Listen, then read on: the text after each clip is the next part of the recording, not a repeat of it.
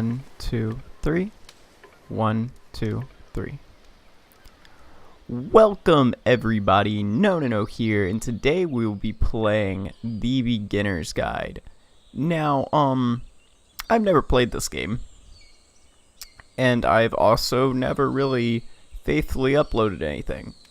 So, I'm gonna upload this, and I'm gonna play it, and your beautiful eyes are all going to watch it, even though it's probably only going to be 3 or 4 of you. I'm already stuttering over all my words. I'm professional. Anyway, I just got bored today. I'm normally a huge Rocket League player. I play that game several times a week. I have almost 1,000 hours in it. But I wanted to play something different, and I figured I would record it. So I'm just going to make sure that subtitles are on. Subtitles.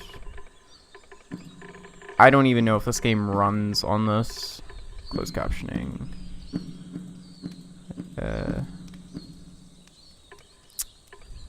I don't want closed captioning. But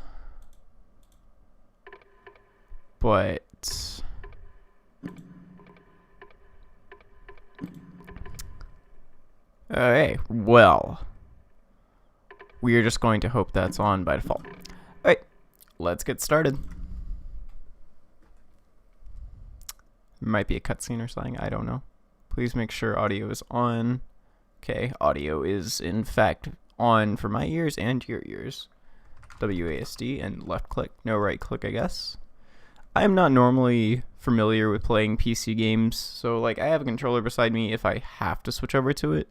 However, I do not want to do that because... Thank you very much for playing The Beginner's Guide. Hello. My name is Davey Reedon. I wrote The Stanley Parable, and while that game tells a pretty absurd story, today I'm going to tell you about a series of events that happened between 2008 and 2011. We're going to look at the games made by a friend of mine named Coda. Now, these games mean a lot to me. I met Coda in early 2009 at a time when I was really struggling with some personal stuff, and his work pointed me in a very powerful direction. I found it to be a good reference point for the kinds of creative works that I wanted to make. So just to start you off, this is, I think, the first game he ever made. It's a level for Counter-Strike. You can walk around here, by the way. And mostly it's just Coda learning the basics of building a 3D environment. But what I like is that even though he starts from the simple aesthetic of a desert town, he then scatters these colorful abstract blobs and impossible floating crates around the level. And of course, it destroys the illusion that this actually is a desert town, and instead this level becomes a kind of calling card from its creator. It's like a reminder that this video game was constructed by a real person. And it kind of makes you wonder, what was going through his head as he was building this? This is what I like about all of Coda's games. I mean, not that they're all fascinating as games, but that they are all going to give us access to their creator. I want us to see past the games themselves. I want to get to know who this human being really is. And that's exactly what we're going to do here. So, it's 2008, Coda starts making these games, and he never releases any of them. He doesn't put them onto the internet, he just makes them and then immediately abandons them, and they sit on his computer forever. And I think he really understood this image of himself as a recluse. At one point, he jokingly renamed his computer's recycling bin to Important Games Folder. So, you know, this was just how he worked. He tended to crank them out one after the other without even really pausing to try to understand what he had just made, until suddenly one day, he just stopped. In 2011, that was it. He made his last game, and then he hasn't made another one since. And that's why I've taken this opportunity to gather all of his work together, is because I find his games powerful and interesting, and I'd like this collection to reach him, to maybe encourage him to start creating again. And if the people like you who play this also happen to find his work interesting, then I'm sure it'll just send that much stronger of a message of encouragement to Coda. So thanks for joining me on this. If you have a particular interpretation that I haven't mentioned here, or if you just need to get in touch, you can email me at daveyWreden@gmail.com. Okay, that's about it for introduction. Let's take a look at Coda's first proper game. As each game is loading, I'll show you the date that it was completed. This first one was made in November 2008.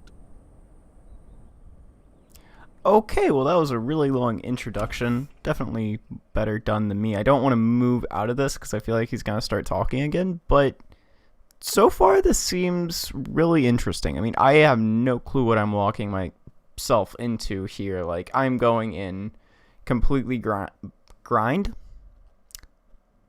Yeah. No, I'm going in completely blind. Only thing I know about this game is that it was #1 on Ready Up Live / Green Skull's top 5 games of 2015. I'll link that video and his channel down below. He's a big inspiration to me, but this is not an inspiration video, so let's get going. Warning. Whisper machine active. Shift to structure. This game is really loud.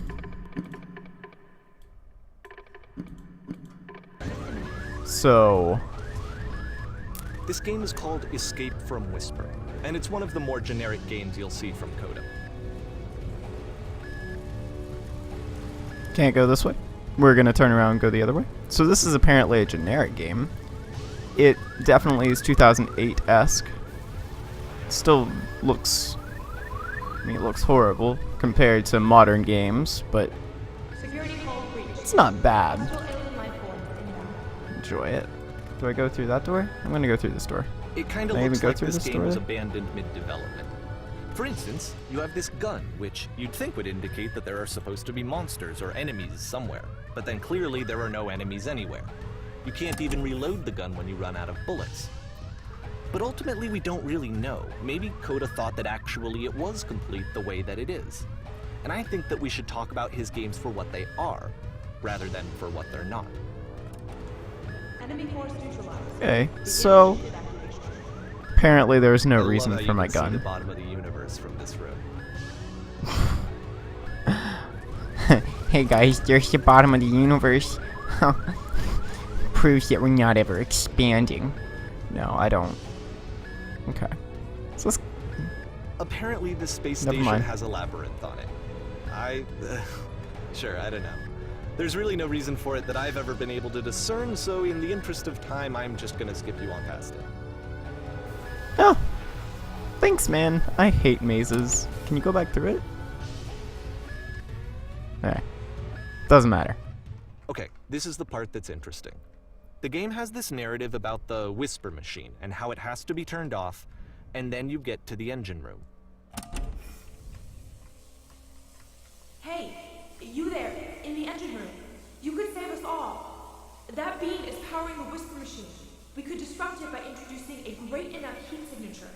If you... But... Your body could stop the beam. It's so much to ask, but for all of our lives, would you do it? Could you give yourself?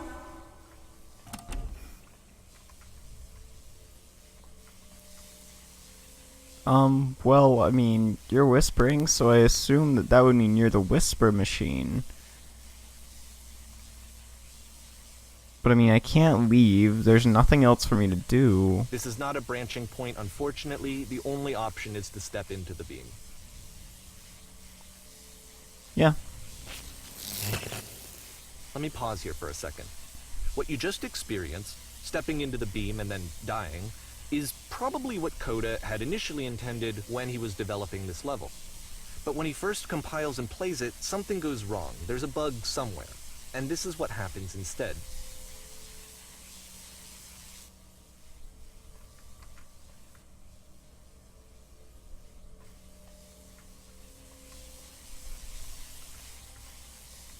Okay, so I didn't actually die, but I... Okay. The beam Huh. causes you to start floating. And this is an important moment for him. Because yes, the this labyrinth. is technically a glitch, but Coda identifies something human about it. Like how small it makes you feel in the face of this larger chaotic system. Or this floating could be the afterlife, a peaceful place, juxtaposed against all of the hysteria that you've just had to traverse. I don't even know. I have no idea what he was thinking, but what's clear is that after making this, something lodges itself in his brain. He wants to do more of these really weird and experimental designs. So he stops work on this and moves on to a stream of tiny little games that go in all sorts of directions. Let's go ahead and take a look at the first game he made after leaving this one behind. Hey, this game is really interesting. Again, I don't like to move at the beginning, talk about what we just played. I don't know, that was...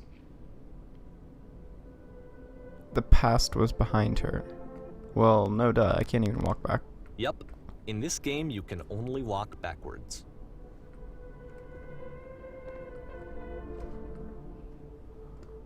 Well... Can barely play PC games, let alone walk backwards.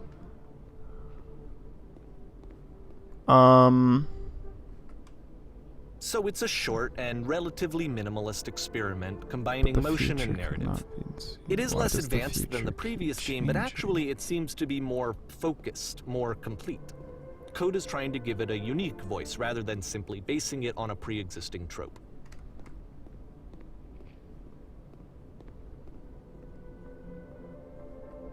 But if the future is always behind her, how will she find the strength? This is really cool. Okay, there's a door. I can't walk forward into the door. What It's the a short little thought, fuck? it says what it wants to say, and then it ends. Didn't need anything more than that. Which to me Okay, is why it that's- works, because it gets out quick. That's really Okay, awkward next and one. weird. I don't even know what to take away from that, man. That just confuses me. Okay, I can walk forward in this one. That's good.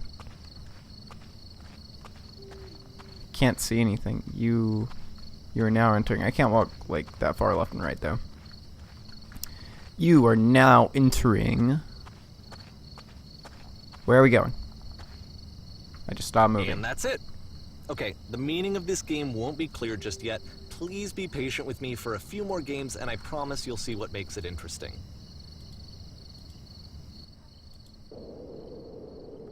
Oftentimes, Coda would put bizarre titles like this one at the start of his games. Oh, I missed it. I was changing wish a I'd known setting him at the time so that it he was stopped. making these early Stuff would games. stop popping up. He would really only talk to me about his work as Darn. he was making it. Once he stopped work on a game, like, that was it. It was dead to him. And I don't agree with that at all, but what are you gonna do?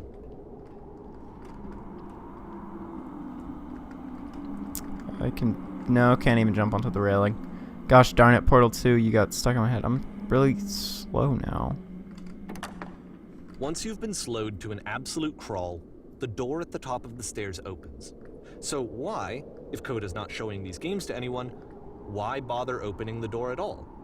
Well, to show you, I'm modifying the game here so that when you press enter, it'll bring you back up to full speed so you can enter the door for yourself.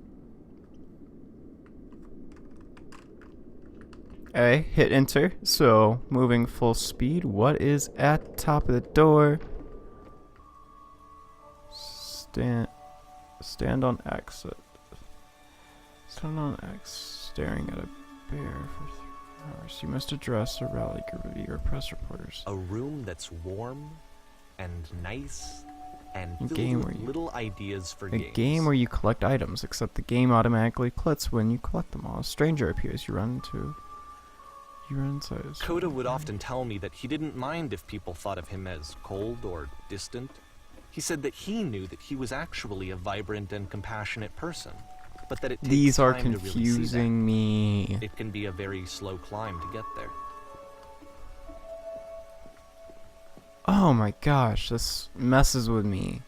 You start in a small room until you realize you can't. You can just walk through the walls? What? I could just walk through those walls? Ready, set, fish. Am I fishing? I enjoy fish. Actually, I don't. I hate fishing. Who am I kidding myself? I went fishing once. I caught a fish. And I tasted it, and I felt like puking. Fish are not tasty. Well, this is Don't believe anyone. It's an actual puzzle. Go ahead and see if you can solve it. Okay, I played enough fair share of my Portal 2 to understand puzzles. Do I die if I fall there?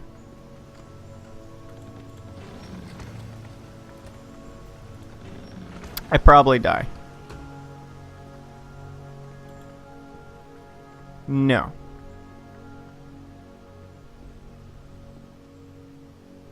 Okay, there's a wall here. Wall here. There's a switch here. I trapped myself. But there's a switch here. Don't forget that solution, because we're going to see this puzzle again soon. Whew. We're gonna see it a lot. Alright. That was actually really simple. I don't know what those are. Hey. I'm a big fan of puzzle games, man. If I need to find one that I want to play by myself or with someone else, I don't know. I enjoy playing co-op, but So that seems to be it, right? You walk down a corridor, you solve a puzzle, you get to the end. yeah, Simple this enough. does seem to be it. Alright, now I'm going to modify the game again, so that when you press enter, it'll remove all of the walls from this room.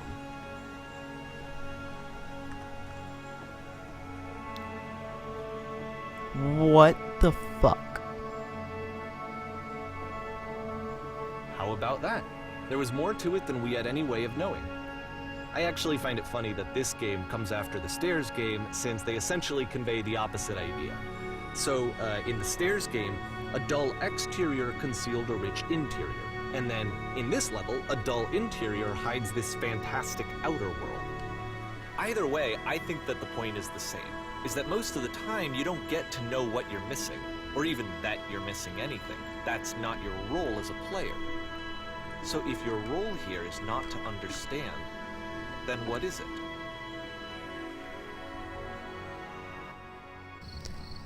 That just... that messes with my mind. Okay, so we're back here. I don't remember what you are now exiting. Aha! So, this, combined with the entering game from earlier, tells us that Coda believes his games are connected somehow. It could Okay. even be that the Stairs game and the puzzle game are literally connected in between this and the entering game. There's a bigger picture that all of his games are meant to play a role in, some larger meaning that we won't be able to grasp until we've seen all of them. And once we have, we can step back and start to understand what exactly that bigger picture is. This is really interesting. I've never played a game with a narrative where it's literally the creator narrating the game of games that he hasn't made. I mean, it's interesting. And this is a house. This looks interesting. There's nothing behind me. Can I walk forward? I can walk forward. This is good. I enjoy games where I can walk forward. I had never played Let's talk one where about you video couldn't game until development now. For a second. Every video game runs on what's called an engine, which determines what the game engine, can and pretty cannot similar. do. So in other words, the engine is a set of tools for game development. To make all of these games, Coda is using an engine called Source. Like all Source engines, engine, yeah. Source has certain things that it does well, and it has certain things that it does If this poorly. is source. One of the things that it does very well Hang on. I want to do something. Keyboard, mouse. Buttons, keys. Jump, jump, jump, jump, jump, jump, jump.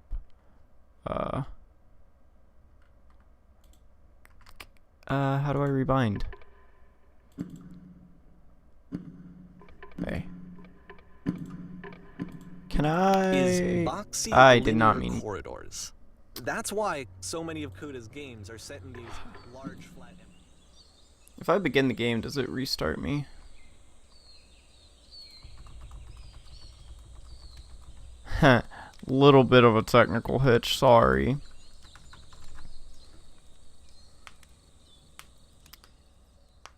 I might have to go. Thank you very yeah. much for I'm just gonna playing the quit. beginner's guide. I'm My gonna name is chapter Davey. select, whisper backwards, entering stairs. Man, down. Is this literally the end of the game? Might be the end of the game. I want to play chapter 7. Okay, back to this. Sorry about that. Welcome back, everybody. I don't even know why I said that, but can I do this? Let's talk about video game development for a second. I can't, like, see Every where I'm video going. game runs on what's called an engine, which determines just what wait the until I'm game near the can and ground. cannot do. So in other words, the engine is a set of tools for game development. Oh wait, he said his games were made To on make all of Source. these games- Also, it didn't even do anything. Options, keyboard, mouse.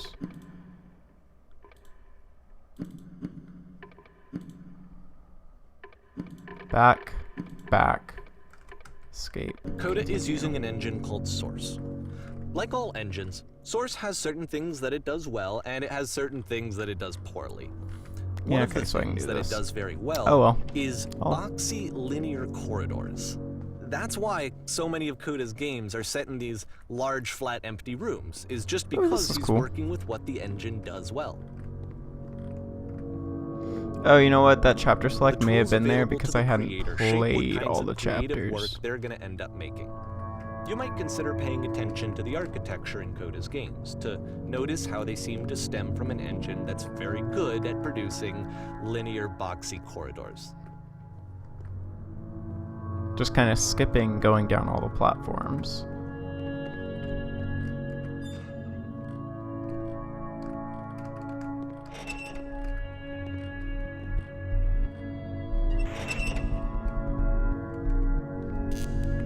Gosh darn it. What? Okay. Why can't I get off? I'll be able to get off here. Okay, not this way. Not this way. This way. This prison, funny enough, in Coda's original design, the doors stayed shut for a full hour before letting you go. If you don't mind, I think we're gonna skip that. Thank you, creator. This is something that he and I used to argue about a lot. You know, whether a game ought to actually be playable, whether it means anything if no one can get through it. And I would always defend that, you know, all this work goes into the game, why not make it playable and accessible? And so we just got into heated arguments over it, and there was one time that after one of these conversations, he went home, and a day or two later, he sent me a zip file entitled Playable Games that was full of hundreds of individual games, each of which was just an empty box that you walked around in and nothing else. Believe me, I played every single one of those just to find out if there was like a gag hidden somewhere. There wasn't. Okay. I mean, basically that is all playable games are. You're just stuck inside a world walking around. My question is he still, like, can he still talk to this guy, Coda? Like, I mean, he was obviously friends with him at the time, It's but the is he puzzle still again. friends with him? With the exact same solution as the last time.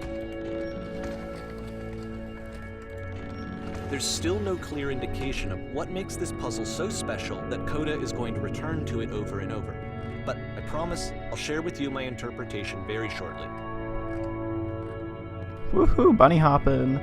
I used to, I'm still a big fan of Portal 2 speedruns, and bunny hopping is a big thing. So I have Portal 2 on PC, and I used to, know how to speedrun it. I was never good, but I know how to Coda bunny hop begins using slightly. a kind of dialogue system that he fashioned out of the engine's chat capabilities.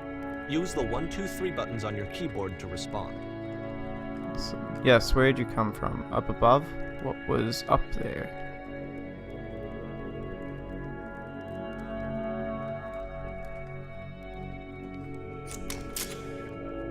That's the world above. You've been there? Oh, this is important. Did you have to get through puzzles with 2 boards and switches?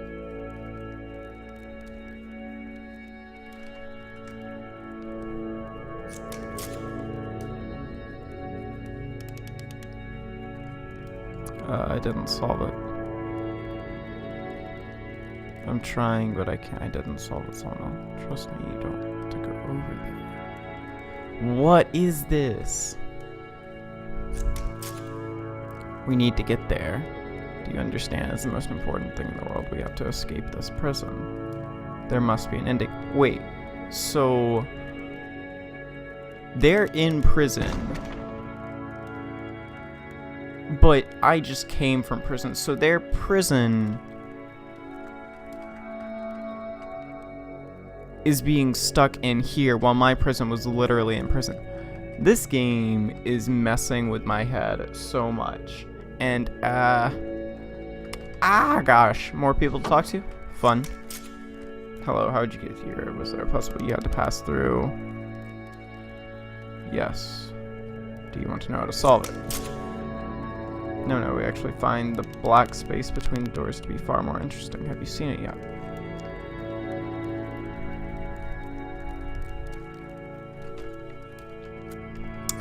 I mean, this is just weird. Don't think too hard about it. You'll see it again soon. Okay. So there's gonna be that puzzle again, I guess. So some of them feel like this is prison, while the And so we make others one last want to descent get through it. down to the final floor of the level. Momentum handling in the Source engine is very weird, so this won't work. Maybe it will. Yeah, if I do it really fast, it will. Okay, so now I'm outside. This very It's a well could be a lamppost. prison. Okay, I can't tell you quite why, but for some reason Coda fixates on this lamppost. It's going to appear at the end of every single one of his games from here on out. I'll tell you what I think. I think that up to this point, Slide at the end of the he's tunnel. been making really strange and abstract games with no clear purpose, and maybe you can only float around in that headspace for so long. Because now he wants something to hold on to. He wants a reference point. He wants the work to be leading to something. He wants a destination, which is what this lamppost is. It's a destination. We're going to see it in the work as well. His games are just going to become a lot more Okay. cohesive, a lot more fully developed, with more of a clear idea behind them. And as we go, that idea will get clearer and clearer and clearer.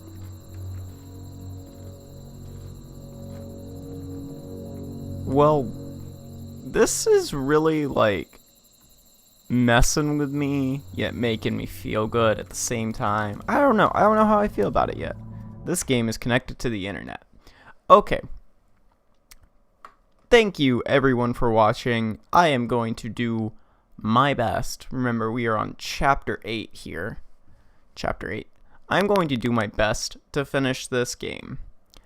I have not done that well at it, and I mean, I'm doing some restructuring and I'm doing some mental thinking of my own on really what I want to do, because I enjoy YouTube a lot. I'm on it a lot. I just enjoy people making content for others to enjoy. I enjoy people making things for whatever. Okay, but I want to entertain people with my life, and you know, I need to stop really thinking about how I'm going to entertain people and just do it. And Shia above. Just just do it. That's gonna be my motto from now until the day I die. So thank you everyone for watching. Don't forget to hit that subscribe button. It's been No. Peace.